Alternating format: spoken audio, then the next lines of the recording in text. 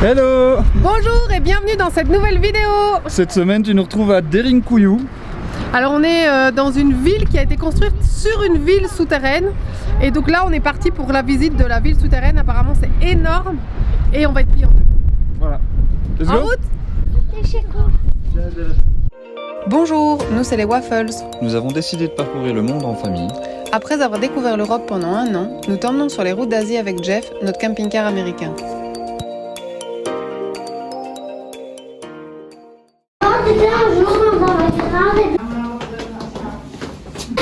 Derinkuyu, c'est la ville souterraine la plus grande qu'on ait retrouvée jusqu'à ce jour dans le monde. Elle a été découverte par hasard par quelqu'un qui faisait des travaux chez lui, dans sa cave, qui a percé un mur et qui est tombé sur cette cité souterraine qui a à peu près 9 étages. Donc voilà. Et c'était découvert en 1968, je crois, de mémoire.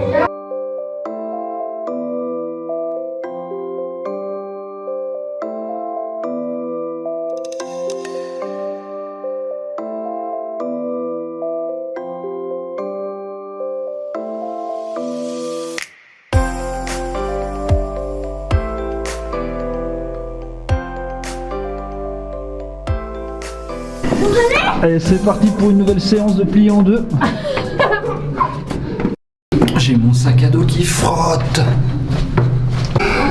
Bon, on est plié dans le conduit pour essayer de continuer la visite. Alors les enfants, eux, c'était cool. Ils ont la bonne taille. Moi juste la bonne taille, si je mets 9 ans je ne passerai pas. 9 ans c'était foutu. Là, nous on est plié en deux. T'es même pas plié en deux, t'es plié en trois toi. Nico nous fait la danse du canard. Ah, je vais m'occuper des dessins.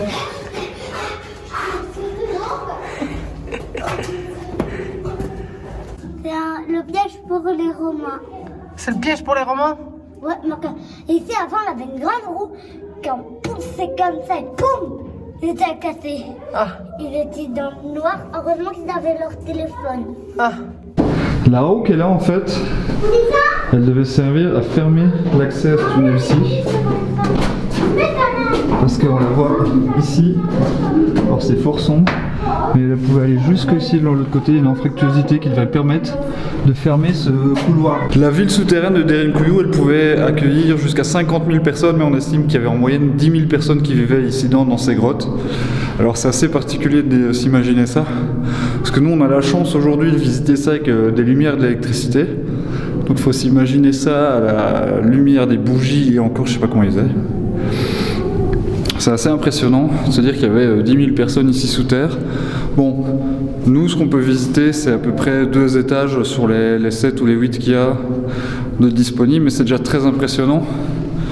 Donc ouais, et vous voyez que il fait froid. Là c'est un passage secret pour pouvoir s'enfuir. Moi je regarde là, et je mettais là les enfants. Avec le feu.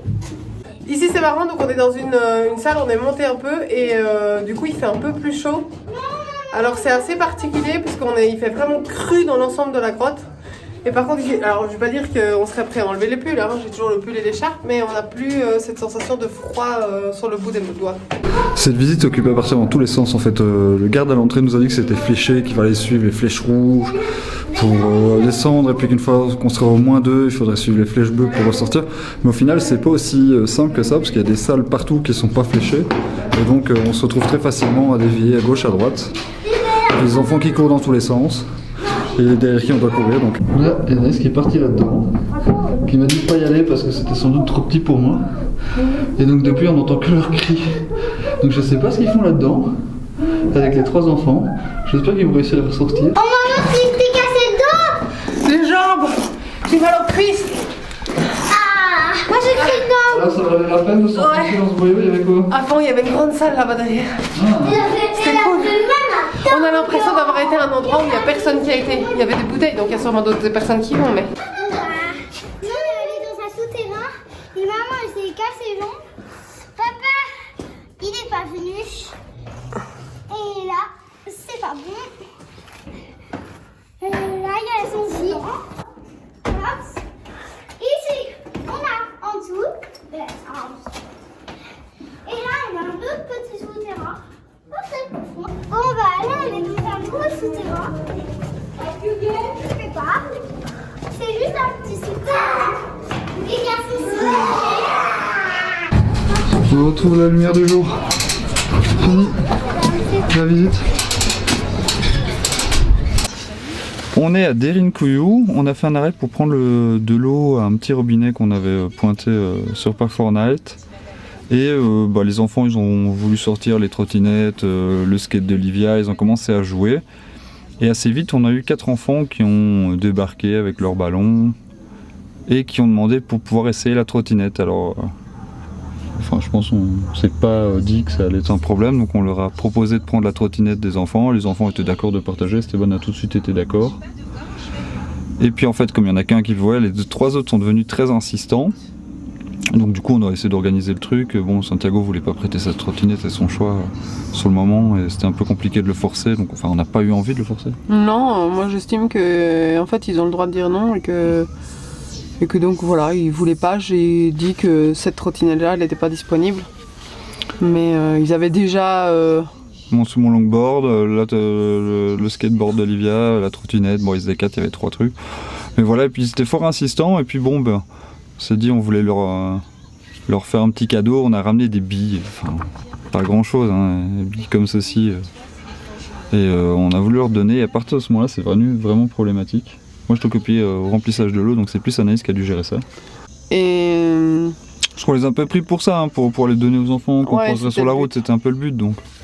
Et du coup on en a sorti 4 puisqu'ils étaient 4, seulement très vite en fait il y en a un qui en a pris 2. Et donc il y en a un qui est venu me dire mais moi j'en ai pas. Donc je leur ai dit, heureusement je connais un peu les chiffres, donc je leur ai dit beer, donc un pour chacun, il y en avait 4. Et il voulait pas, et donc du coup Esteban tout gentil se dit qu'il va en rechercher 4. Et là il saute dessus, limite il lui arrache des mains pour en avoir 2 très vite. Et en fait moi je récupère les billes et je dis à Esteban non, garde-les, je récupère les billes et je leur demande de me les rendre. Et en fait j'ai jamais réussi à revoir qui avait combien de billes, parce que je leur ai juste dit montrez-moi et que je vois, et comme ça chacun en aura 2. Et c'est devenu à partir de ce moment-là très oppressant. Enfin, moi j'étais encore à tenir le robinet d'eau parce que j'étais obligé d'avoir ma main dessus pour que ça fasse de la pression. C'est devenu à partir de ce moment-là, en tout cas vu l'extérieur, très, très oppressant, parce qu'ils auraient du coup essayé de rentrer dans le camping-car. C'était très très limite. Et à ce moment-là, moi j'ai coupé les enfants sont rentrés, on a dit aux enfants de rentrer, de ranger le matériel, d'arrêter un peu parce que ça n'allait plus. On a demandé aux enfants de tout nous ramener.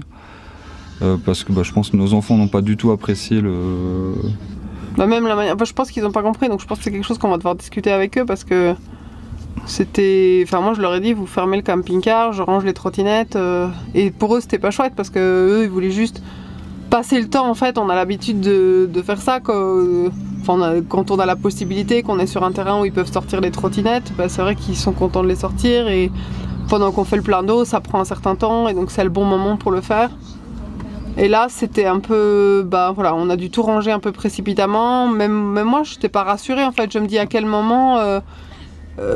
c'est peut-être dans nos mentalités aussi, mais en fait, à quel moment il n'y a pas quelqu'un d'autre qui va sortir? Est-ce qu'ils ne vont pas essayer de nous voler nos téléphones ou autre chose? On en vient vite à penser... Ça a créé une pensée négative. Cet événement a créé une pensée négative vis-à-vis de ses enfants.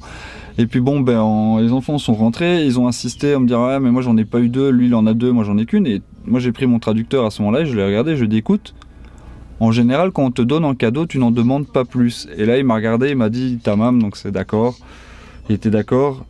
Et là malheureusement il y en a 2 autres qui sont arrivés, 2 autres enfants, et alors il a tout de suite montré la bille, et les enfants mais eux avaient aussi 2 billes en fait. Lui l'enfant qui est arrivé, il avait 2 billes en main, les petites blanches, c'était à lui. Ah oui mais c'était à lui, mais et donc gros... il l'a montré en disant moi aussi je veux des billes, Et ça a créé un conflit entre les enfants, on leur a demandé qu'ils partagent avec ses copains, parce que nous on voulait plus sortir de nouvelles choses pour éviter qu'ils se ruent de nouveau sur nous.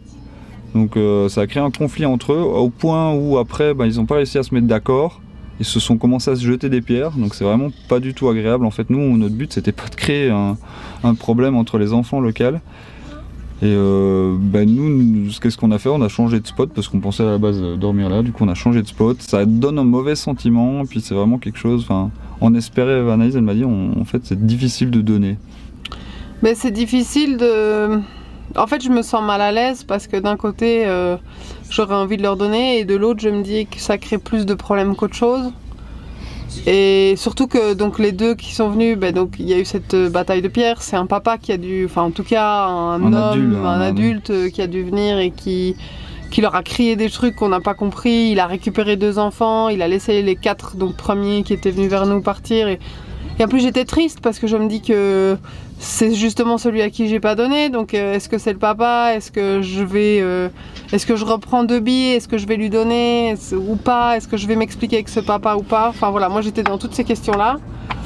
Et in fine, ouais, juste avant de partir, il y a un des 4 premiers garçons qui est revenu. Qui est encore revenu pour redemander encore une bille en fait. Et je me dis en fait, qu'est-ce qui s'est passé? Où sont parties toutes ces billes? Il y en a 8 sorties et en soi c'est rien et on pourrait encore en donner 10 autres. Mais je pense que c'était pas une bonne idée parce que ça n'allait créer que des conflits supplémentaires entre eux. Que des demandes supplémentaires. Et on sait même plus à qui les donner non plus en fait. Parce que je sais même pas dans tout ce groupe qui a pris les billes, qui n'a pas pris les billes, moi je sais pas si c'est vraiment important, mais c'est plus la manière dont ça s'est passé. C'est le sentiment qu'on en a eu et l'échange qui s'est déroulé avec les enfants qui était oui, mais du coup tu sais plus à qui donner. Oui, tu sais plus à qui. Ouais. Enfin voilà. C'était une mauvaise expérience qu'on voulait vous partager parce que beaucoup de gens disaient que, on a beaucoup lu qu'il fallait partir avec du matériel pour donner aux enfants qu'on croiserait sur la route, qui n'avaient pas la chance d'avoir ce que nos enfants ont. Mais voilà, ça reste, c'est difficile. Ouais. Avoir la bonne attitude, c'est difficile. Et par ailleurs, je pensais à tout l'accueil qu'on a depuis le début et tout ce que nous on reçoit. Ouais.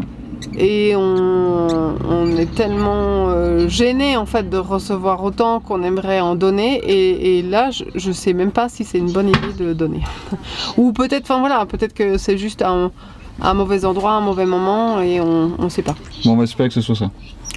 Voilà. Après on voit clairement aussi qu'on est dans une ville fort pauvre. Enfin, je trouve que par rapport aux autres villes qu'on a traversées, là on vient de traverser pour changer de parking et c'est fort bétonné, fort c'est triste en fait. Même l'état de la route de la ville donne un peu un aperçu. La route centrale, le parc, c'est pas dans un super état, donc voilà. On va essayer de pas rester là-dessus, je propose qu'on aille faire un petit tour. On va faire un tour, essayer de rencontrer du positif. Du positif.